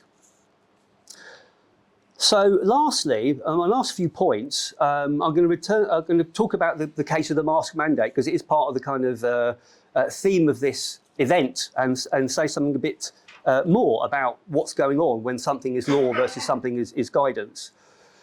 So when the government started talking about a possible mandate around mask wearing, some of us in psychology and public health were certainly opposed to that.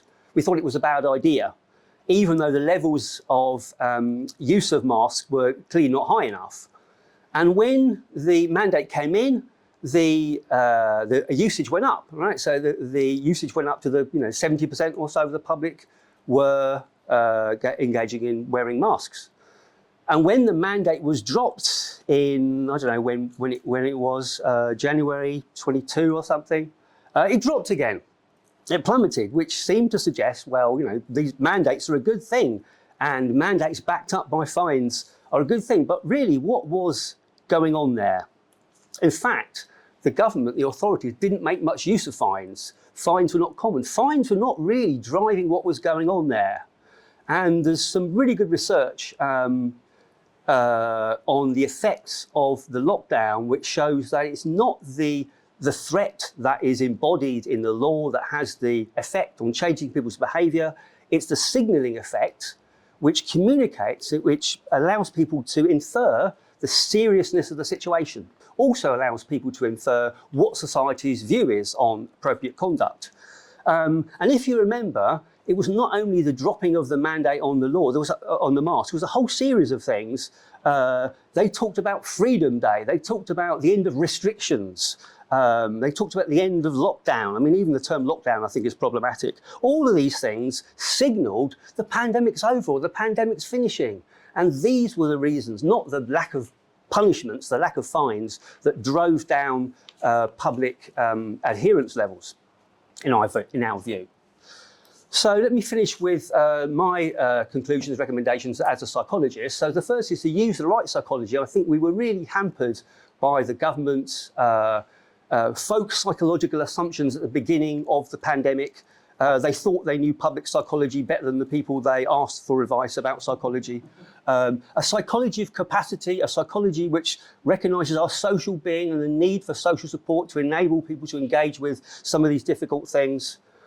And the need to build trust. There was already a poor relationship with the government, but they squandered any goodwill they had through their behaviour. But trust is needed just as much for laws, actually, as much as guidance. So that's important. And the last thing is, I think that mask issue was really interesting. The fact that people weren't being punished that much and it still drove behaviour. So we need to distinguish between laws that are operating as this signal that something's really important, that aren't enforced really with punishment, and punishment itself, which is something that I've been criticising in this talk. That's me. Thank you very much.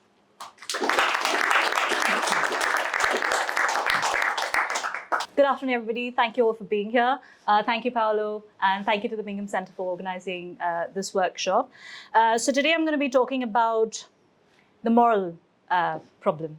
I'm going to be talking about the legitimacy of a state's choice to exclusively use soft law in certain circumstances. And the circumstances I'm looking at is unhealthy diets. And by unhealthy diets, I mean ultra-processed foods. So foods that include foods that are high in fat, salt, and sugar, so HFSS foods. But not just that, and I'll come to that in a bit. So when I make the distinction between hard law and soft law, I make the distinction from international law. That's where this comes from. So when I say soft law, I mean norms that are released by public authority that are neither justiciable nor enforceable. And when I say hard law, I mean the opposite, so both justiciable and enforceable. So essentially what I'm talking about today is state interference in food. So the justification for state interference in food and food consumption choices.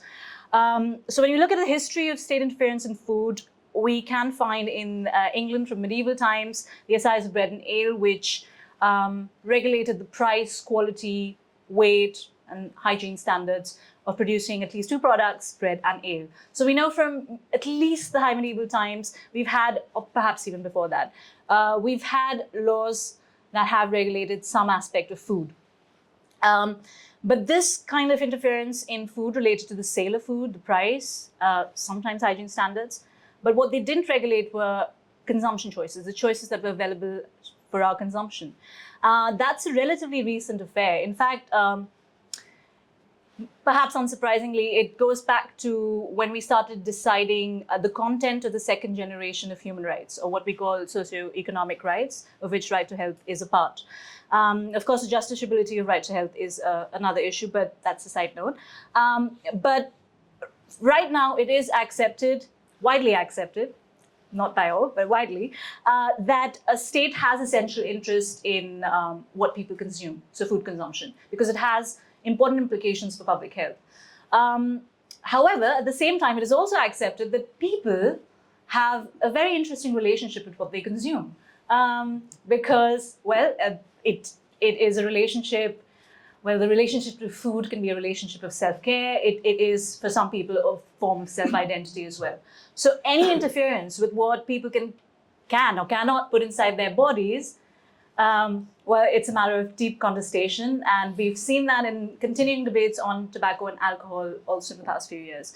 But before I go into the main argument that I'm going to make today, I want you to have a look at the current patterns of diets in the UK. So this is from a study in 2023, and this was looking at which country eats the most ultra-processed foods. So before I go on, ultra-processed foods, they don't have a legal definition. There is a legal definition for foods that are high in fat, salt, and sugar, HFSS foods. But ultra-processed foods include those foods, HFSS foods. But essentially, the foods that contain ingredients that you wouldn't find in naturally occurring foods, and you wouldn't find in foods that we cook at home. So essentially, it's not just the kind of foods, but the process of food making. So emulsifiers, chemicals, sweeteners, what else am I missing? Flavorings, all of that goes into making food appear better, tastier, and maybe the texture aspects of it as well. So ultra-processed foods are a problem. They're a problem because they're connected to at least 32 health problems, of which some are chronic health problems. And as you can see in the chart, US is number one. UK is not that behind. So that means about 57% of the calorie intake of adults in the UK comes from ultra-processed foods. That's more than half of the calories. The numbers aren't looking great for adolescents either. This is a study that literally came out 5 days ago, published by Cambridge and Bristol. 2/3 of the daily calorie intake of adolescents, so adolescents defined people between the age of 11 and 18, their calorie intake came from ultra-processed foods. That's 66% of their calories. Again, UK is trailing US by just 1%. US is the worst affected country, what I call the epidemic of ultra-processed foods, for lack of a better term or phrase. So the situation is dire. And essentially, what we're looking at is evidence of harm here. And this is important for the kind of legislative instruments that are chosen by a state then to tackle a particular issue. So the evidence of harm, well, this is from a study from 2024. It was a mega study, a multi-country study. It found, I'm not going to go into the details, it found overwhelmingly convincing scientific evidence of ultra-processed food leading to certain cardiovascular diseases that result in death, so higher risk of that. Higher risk of anxiety, common mental disorders like depression, and greater risk of type 2 diabetes. And there's this study, by the way, it didn't just state the evidence, it looked at the quality and the weight of evidence. So I've linked it here if you are interested. And it found highly suggestive evidence linking certain ultra-processed foods to certain kinds of cancers and obesity, which is a little bit of an epidemic in the UK right now. So essentially, the choice of legislative instruments, or the choice of law to tackle this problem comes to whether the harm is caused to self or to others. What do you think is the harm caused to self or to others in this case? Well, there is evidence of harm not only being caused to self, because a lot of people assume that whatever we put into our bodies essentially just harms ourselves, right? There is a lot of real-time evidence and also projected evidence that's coming up. I'm not going to go into the details. I'm just going to show you 2 examples. So it is estimated that it will cost more to treat type 2 diabetes by 2035 than all of cancers combined. And there are about 3 million people who are both taken out of work for 4 main conditions: type 2 diabetes, hypertension, mental health, and musculoskeletal problems. 3 of these problems are linked to ultra-processed foods. 2, direct causal link. So type 2 diabetes, hypertension, direct causal link with ultra-processed foods, and mental health is exacerbated by it. So the harm is not only being caused to oneself, the harm is being caused to the society. Number one, you're looking at a clogged system. So currently there is a lot of data. I don't know if you've been following the crisis of obesity in the UK right now, and the costs and the clogging that has led to in the NHS. So a lot of wait lines. It has been estimated has been caused by diseases that are linked to ultra-processed foods. So there's a clogging of the public health system. There is, of course, the issue of national productivity, and there's also the burden on taxpayers who are financing provision of healthcare. Now, this, of course, this argument might look different in a country which has a completely private system of healthcare financing. Anyway, so there is evidence of not just harm being done to self, but a collective harm, essentially. But unsurprisingly, perhaps, that this issue, at least the issue of food consumption, the choices available for food consumption, is predominantly being regulated by soft law guidance.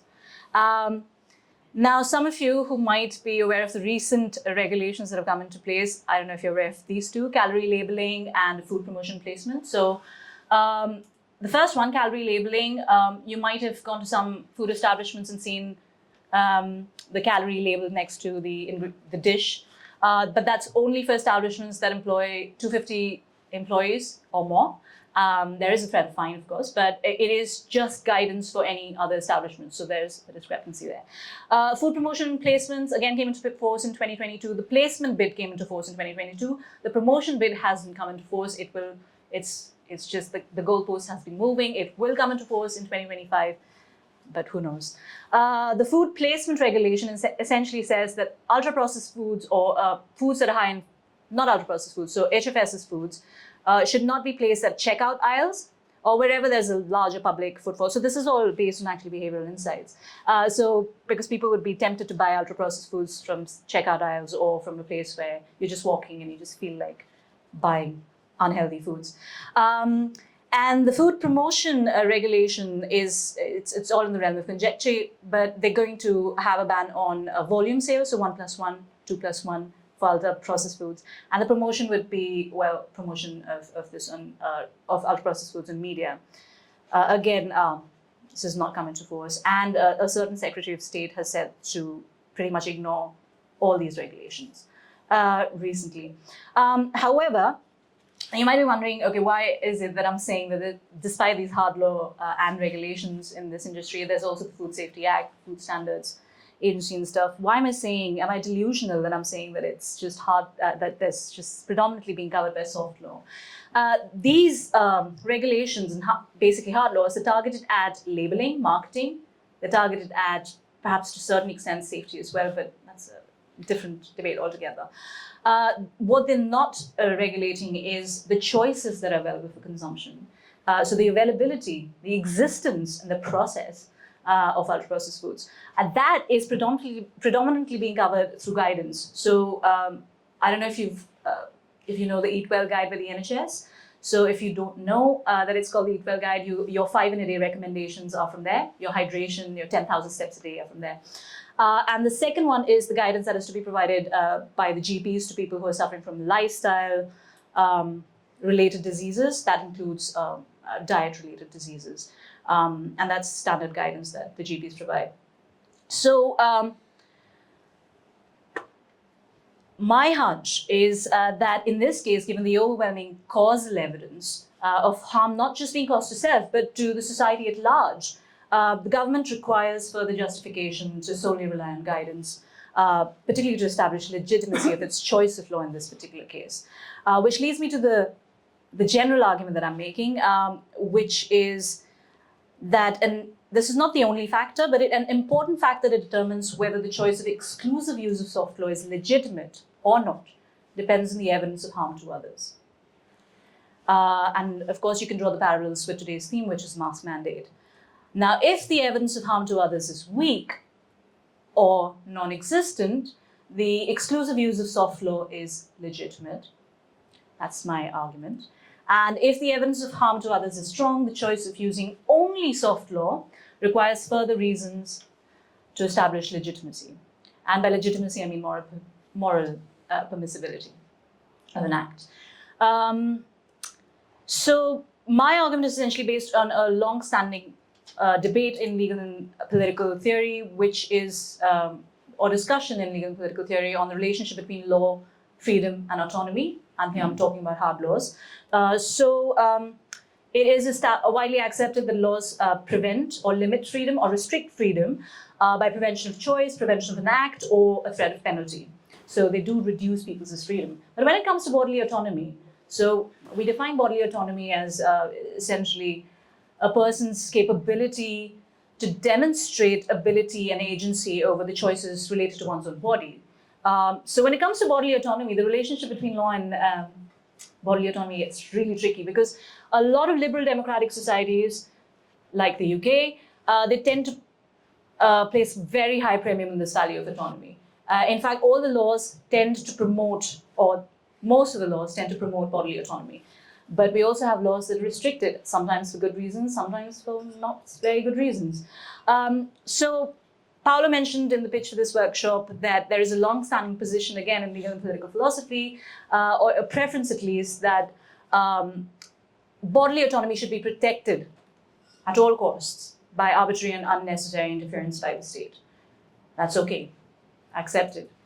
At the same time, a lot of philosophers also argue that bodily autonomy can be encroached upon, or, well, encroached upon is the wrong word. Bodily autonomy can be restricted, or law should interfere, or states should interfere in bodily autonomy if there is evidence of harm to others, so to protect others from wrongful harm. So these are just my early thoughts on this issue. I'm done with this, but I have two major points for you to think of, and maybe perhaps we can discuss it later in Q&A. So often when there is overwhelming evidence of harm being caused to others, state or any government is sometimes cautious in its choice between hard law and soft law. And perhaps there are justifications for this choice, and you can tell me what those justifications are if you can find any for unhealthy diets. And the other one is, this is important, and this is key. So the question of legitimacy for the choice of hard law most definitely arises when there is evidence of no harm being caused to others. So there are hard laws we have in relations to laws related to what you can do related to your death, to how you can choose to die, at what time, reproductive autonomy, I don't need to go into that, cannabis use, bodily modifications, for instance, and so on and so forth. So in some cases, some of these cases, the evidence is such that actually any choice of hard law would likely be indefensible. So just some food for thought. Thank you for listening. I'm going to start by discussing this problem as one that has come under recent scrutiny, but I'll be talking about the relationship between law, guidance, and the rule of law with a longer perspective, because it's something that I've been looking at for about 20 years. And I have a much more sanguine view about guidance, actually. I'll be arguing that it's essential to the rule of law that guidance is offered by government. And I'll explain why. Now, it's come under scrutiny after COVID-19, and here's a report by the JCSI. And they've said the kinds of things that we're seeing echoed today, I think, quite a bit. So it requires a clear distinction to be made between guidance and the requirements imposed by law. The guidance can influence, the law requires compliance. We have a similar statement down here, and I'll just invite you to go to the part that's bolded here. It is essential that the distinction between law and guidance is clear, and that both police officers and others responsible for enforcement, as well as those who are required to comply, know with clarity and certainty where the law ends and the advisory function of guidance begins. Now, I want to suggest, I think, contrary to the spirit of some of the interventions today, that this statement is actually somewhat confused and confusing for a simple reason. It's that a core function of guidance is to tell people what the law is. So while guidance is itself not authoritative or legally binding on anyone, it is, and it should be very often, an authoritative public statement on what persons in government think people's legal obligations are.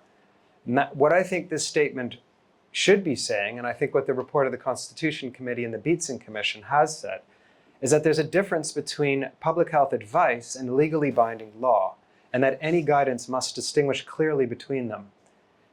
Having said that, it remains the case that the rule of law, and I'll be arguing this, can't be fulfilled unless there is an accessible, authoritative statement of what people's legal obligations are, put out by government into the public domain.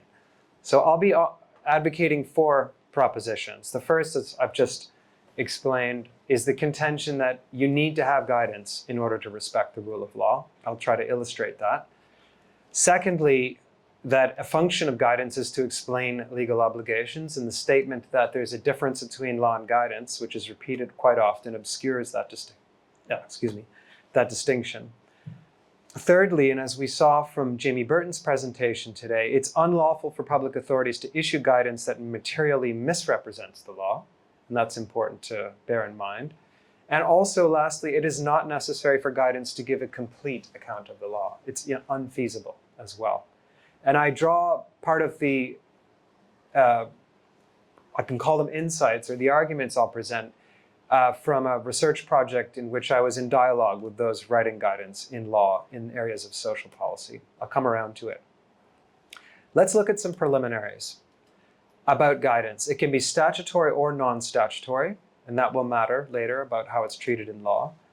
It can be issued to 3 audiences at the very least, and this is important because everyone only thinks in the COVID context about guidance issued to the public at large. That is actually a fairly small amount of governmental guidance. Most of it is issued either to regulated industries who are served by legal advisors, paid very well, or to public authorities themselves. I think that's where the vast majority of guidance is given. And that's why what I say about the rule of law will bite when you start looking at the details of what are sometimes called street-level bureaucrats are required to do when they're processing claims for public services. Thirdly, there's a duty on public authorities to have regard to statutory guidance applicable to them. That is often a statutory duty. Sometimes it's a common law duty. And some would argue sometimes that there's a duty to give cogent reasons. The government, any local authority or government department has to give cogent reasons for departing from relevant guidance. I think the way that Jamie Burton put it this earlier today was that they simply have to, most of the time, they have to comply with that guidance. I think it's not entirely settled in law whether this requirement to give cogent reasons to depart from it applies outside the Mental Health Act context. That was an argument made in the campaign against arms trade case in 2019, and it wasn't unequivocally accepted by the court. But I think it's a general rule. Governments accept that if a position is laid out in guidance, it is expected that the local authority or the government department will go along with that position. Lastly, it must be reasonably accurate but not comprehensive.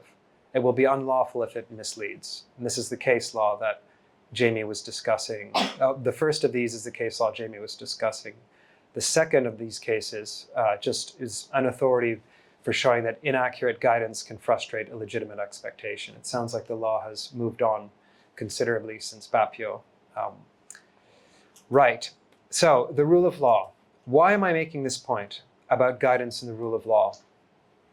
First of all, guidance makes the law more clear and accessible than any other public-facing source. You try advising someone about what the law is on the basis of legislation.gov.uk, it's a nightmare, even for seasoned lawyers, let alone members of the public.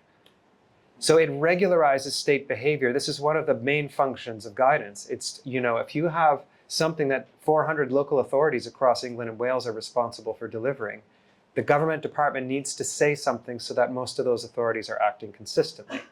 It's equality respecting that they act consistently, and it enhances predictability, which is autonomy respecting.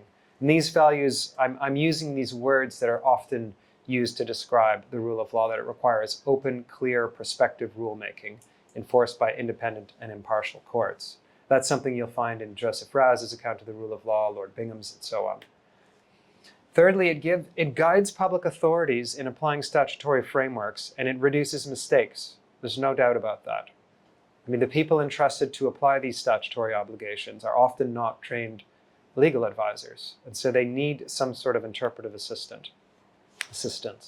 It also makes public the interpretive decision rules that are going to be employed by public authorities, and that gives people the grounds to take the kind of JR cases that Jamie was mentioning. So this says in public, this is how we're going to apply this part of the statute, and that's good. It exposes, first of all, it requires the government to take legal advice before making those statements, and secondly, it lets people have some sense of how it'll be applied, whether they should challenge the guidance. And then, of course, it helps to signal to people when they may be subject to penalties, clear rule of law value. So if you didn't have guidance, I would say the rule of law absolutely requires it in most contexts. And I would defend that statement in the COVID-19 context as well. Did anyone really adjust their behavior by reference to the primary legislation or the SIs? Well, the SIs, full stop. No, they were almost unreadable. And everyone, myself included, and I was writing academic pieces on the law at the time, I'd need to go to the guidance first. So one of the reasons I'm sort of pushing the rule of law angle is that this has been something that has been studied in this great book I have on the desk, if anyone wants to see it, about discretionary justice. As an administrative law scholar in the US who published this book quite some time ago. And he criticized Dicey's extravagant conception of the rule of law, namely that the creation of any administrative power is somehow an affront to the rule of law. And he was also clear that a very robust role for courts in checking the rule of law would just lead to a series of problems, not least that agencies wouldn't be able to get on with implementing their mandate. So he advocated the idea of structuring discretion, that you don't just have an administrative discretion, but you're required to sort of say what you're going to do with it, with open plans, open policy statements, open rules, findings and reasons, precedents, and open procedures. And he said this is one way you can address the rule of law requirement without having an overly exercised form of judicial review over it. Now, I want to suggest that it is a clear function of guidance to explain legal obligations. And I really think the best way to illustrate this is to open a website. This hopefully I'll be able to see it in a moment. Oh, hold on. Perhaps I need to put this on screen.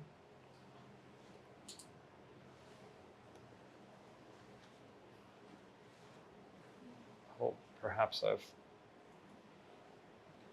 sorry, I use a Mac, so this is a little bit tricky. Okay, this is is this on screen? No, it's not. Sorry, one moment. From Zoom. Okay, let me try this. Oops. Yeah, here we go. So this is an update to the Code of Guidance. Here we go. On homelessness. It's issued by the Department for Leveling Up Housing and Communities. It's 200 pages. It deals with one small section of the Housing Act, 1996, and some other relevant pieces of legislation. So it is crystal clear up front that, so these are some of the main sources of law that it deals with. So it's not just the homelessness legislation, it also explains convention obligations, various statutory instruments that deal with homelessness. It explains very, very clearly that the guidance is not law, but its function at the same time is to explain what the law is. So the operative part of the guidance really begins here. And I'll just invite, if people can read this, to have a look at the description of what this is. And I'll stop talking and let you read. Okay, so let me just push forward and show you very quickly. This code is for local authorities. And you can see a quick sweep of the law that this code of practice explains. So the 1996 Housing Act, the 2002 Act, a 2017 Act, the equality legislation, the Human Rights Act is coming.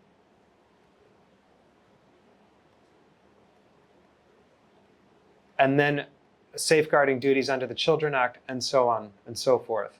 So why am I showing this exactly? Well, I'm going to turn this off now. I'm showing it because if you were to imagine a frontline decision maker trying to make decisions about how to allocate or how to respond to the homelessness duties that are contained in this legislation, and the government had not issued anything like this, it would be a colossal mess. There would be legal mistakes occurring all over the place, and many people would be treated unlawfully. It's far too complex to leave to the primary legislation. None of us would be able to really advise frontline decision makers on what to do. So I'll just, in light of how much time I have left, I want to consider some of what was said in some of the interviews I did with persons involved with, first of all, drafting the homelessness guidance. So I was curious to know what the impact of judicial review was on the quality, on the guidance that was prepared. But in the course of asking people about the impact of case law on guidance, as one area of the impact of judicial review, they had things to say about the primary function of guidance, which is relevant. This is my question. And here's the answer from the person who led on writing homelessness guidance, perhaps not the one you've just seen. He's noticing at the bottom that the guidance will reflect the decisions of the courts quite often, but not say in such and such case, this is what the court held and so on. But that's not important. They just need to tell frontline decision makers what the law is. Same with the social care guidance under the National Assistance Act and various other statutes. So I interviewed a policy manager at the Department of Health and Social Care and a legal advisor. They consider issuing guidance a very big part of the function. They consider in this paragraph, the point is that it's an even larger function in social care than it is in many other government departments. And as for the function, and this is the legal advisor speaking here, the point of the guidance is to tell local authorities what the department's view of their legal obligations is. They also say at the same time that law is to be distinguished from directions. The guidance is not, strictly speaking, binding. It's different from directions, but they're giving their best interpretation of what the law requires. So I think that very strong distinctions between law and guidance elide this very subtle distinction. So here are some quick concluding thoughts, because I have -1 minute left. Guidance is a capacious term that covers guidance to the general public, to regulated entities who have legal advice, and above all to public bodies, and especially local authorities. It can be statutory and widely consulted upon, or non-statutory, reactive and discretionary, and how we respond to them should vary. It's not like they're all, once you invoke the idea of guidance, you're dealing with the second of these two things. The function of guidance can be to convey the government's current understanding of what the law requires. It's not an authoritative interpretation, but it's wrong to say it is not law in a non-confusing way, or that the act of issuing guidance has no legal repercussions. It absolutely does. The rule of law requires the issuing of guidance and should not be discouraged. And lastly, in my view, the lesson from COVID-19 is to distinguish clearly within guidance between law and advice. A function of guidance is to convey both to the reader. I'll stop there. Thank you very much. Do you want to ask a question first? Okay, yes, please. Hi, my name's Rebecca, and I was a street level bureaucrat in New Zealand in the pandemic. My question is about this emphasis that has been, or the emphasis that has been placed today on the role guidance plays in indicating the government's interpretation of the law. So this is the government saying this is our interpretation of the law. My question is, how do you think that plays out in litigation? Does it make it easier to sue the government if there is detailed guidance on, for example, pandemic restrictions? because then you have a really clear, I mean, perhaps legally it's easy to sue them, but also strategically it's easier to sue them because you already know what their position is, Yeah. or at least then they have to detract from it. Did you have any other thoughts about the lawfulness of, or the ease of suing them if there's more detailed guidance or strategy or something like that? Thank you. Thanks for that question, which is really useful because I sort of wanted to answer that in answer to one of Jeff's points, but I can answer it more directly to you. But just before doing that, it's somewhat sort of glib, obvious point to make, but Jeff used the term guidance as capacitous, which I think is somewhat of an understatement. But you can see in this conversation that the purpose of guidance is incredibly varied, and it comes in many different sources, and that's obviously the context point. But you can't lose sight of it, and I think we'd all agree on that. But in this context, when we're talking about the rule of law and how it interfaces with the phenomenon of guidance, again, something that Jeff said I think is really interesting, has made me think, which is what is the role of explanatory guidance in the context of a legal system and the importance of the rule of law. And he certainly believes it's imperative to have guidance, and I can see the strength of that argument. At least one dichotomy that does exist in the context of guidance is guidance as policy, which is where policymakers say, well, we've got these broad discretions at law, and this is how we've chosen to fulfill them. And another form is the explanatory kind that Jeff is talking about. And somewhat ironically, in the current state of the English common law at least, is that there may well indeed be some freestanding obligations produced. The first of those, the policy-based guidance, because otherwise there's just too much ambiguity about what decision makers might do, and for rule of law type reasons we want some certainty and predictability around that. But there very much is not, and the Supreme Court were absolutely unequivocal about this, any obligation to explain the law at all.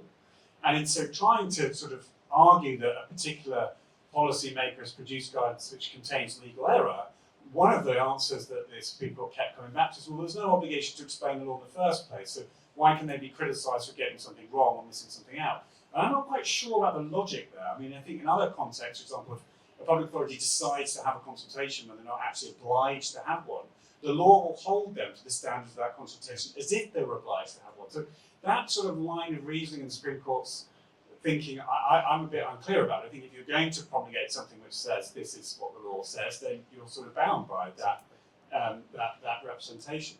Which comes back to the third question. So it's a really interesting tension here that the Supreme Court clearly felt that if they held public authorities to too exacting a standard, they simply would decide not to have any policy at all, or at least no guidance at all, because of the risk of being found to be acting unlawfully.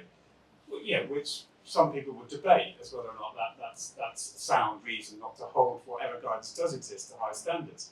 But in direct answer to your question, what the Supreme Court then settled upon is a test which seems to suggest that it's only if the public authority that produces the guidance purports to provide a complete account of the guidance, that they can be subsequently found to be acting unlawfully in missing something out or getting something wrong. And it remains to be seen how often public authorities will ever actually pick up that baton and say, look, we recognise this law is complicated, we recognise it's difficult, here is our attempt to explain it for people to make the law more accessible to comply with the obligations of the rule of law. It seems to me at least possible that you're going to see a lot of producers of guidance expressly disavow that intention, particularly if they're advising other bodies or other persons who might be thought to have a responsibility to get independent legal advice. Exactly. And I wonder what the implications of that are for Jeff's analysis. Like, what's the point of guidance which is so heavily caveated and prefaced by saying, we're going to tell you all this, but don't for a moment assume this is correct. Go and get your own advice before you start blaming us. There's a question in the front row. TCL. I'm interested in something that I don't think anybody's mentioned. We know that, something like 30-35% of all public expenditure now goes on outsourcing. And I can't help feeling that the discussion we've had has rather assumed, should we say, a traditional form of public administration, where it's actually the public administration which delivers services. But we know in the real world out there that today, whether we like it or not, large amounts of public services are actually delivered either by for-profit companies or not-for-profit voluntary organisations, etc. And I mean, just picking up on Jeff, I think Jeff gave us 3 categories. He gave us public, he gave us regulated industries, and public authorities. And I'm thinking to myself, well, hang on a minute, Jeff, what about all these companies and voluntary organisations which are delivering our public services for us? And I particularly pick up on this because I've just spent 2 years on, I don't know when this guy was a competitor of Bingham Centre for the Rule of Law, but Justice, where Justice has just published a big report on outsourcing and administrative justice. And one of the things we were interested in was, the role of guidance here, and that might be statutory guidance, fitting very much with your model, Jeff, of guidance being given by the Minister to local authorities up and down the country as to the things they should be looking for, values they should be thinking about when they're actually procuring goods and services, and so on and so forth. But we're also thinking about techniques for, guidance, if you like, on the kinds of things that the actual deliverers of public services should be thinking about in terms of administrative justice. And of course that opens up issues of soft law, but it also opens up a dimension which I don't think I've heard anybody talk about today, which is the use of contract terms. Another species of law. It's all been, the discussion today has been very much in terms of statutory instruments or guidance or a bit of both or whatever. I mean, I'd suggest to the panel that that's a huge area of practical public administration, which one really needs to be discussed. Jeff, do you or anyone else like to comment on that? I'll just be brief. I agree with you, Rick. And when I said regulated entities, I did have in mind this kind, but I'm not going to. The typology was hasty, but I absolutely was thinking about, and it wasn't, in the COVID context, it was hotel and hospitality industry. There was a lot of guidance issued, that was supposed to guide them, and many of them voluntarily they needed a framework of reference, and they picked that up. And so I absolutely think of them as a primary consumer of the information. Contract I haven't thought of, because the theory is that it's voluntarily undertaken, but I think that that's not the practice, and it is a mode of regulation that I just haven't thought enough about. Can I just sort of push a little bit on that? I mean, in terms of behavioural science and so on and so forth, guidance, giving guidance to people who are in it for profit, does that sort of raise further issues for you? Yeah, I don't have a comment on that. I prefer sticks personally, but that's Okay, just I think that's it for now. But we'll have the drinks reception now, so you can have a chance to speak amongst yourselves and ask any further questions that you have. But before we do that, I'd just like to thank Paolo and his team for organising today.